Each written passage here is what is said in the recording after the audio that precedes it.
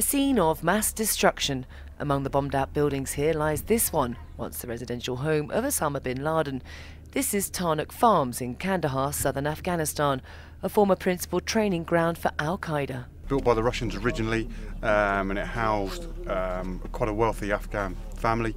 They were displaced at the end of the Russian occupation, and the Arabs moved in. This became the centre of UBL's operations here, and effectively the seat of Al-Qaeda in southern Afghanistan. They were here. This is the place where they were with their soldiers and their families. When they were in Afghanistan, they used to be here. This was their base. Just after the 9/11 attacks, this whole site was bombed by the US after intelligence discovered it was here where some of the attackers were based. And this is the assault course where members of Al-Qaeda and those that carried out the 9/11 attacks would have trained. US Special Forces blew mouse holes through the compound walls and moved in, clearing the ground and gathering evidence. It was here where Afghan President Hamid Karzai got on the phone to the Taliban and tried to broker a deal before their final surrender 2 days later.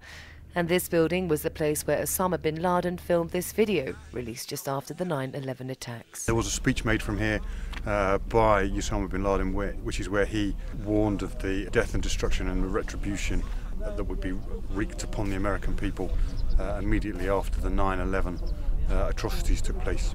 The site's now a lookout post for the Afghan police. Tarnak Farms itself continues to be used to grow wheat and corn.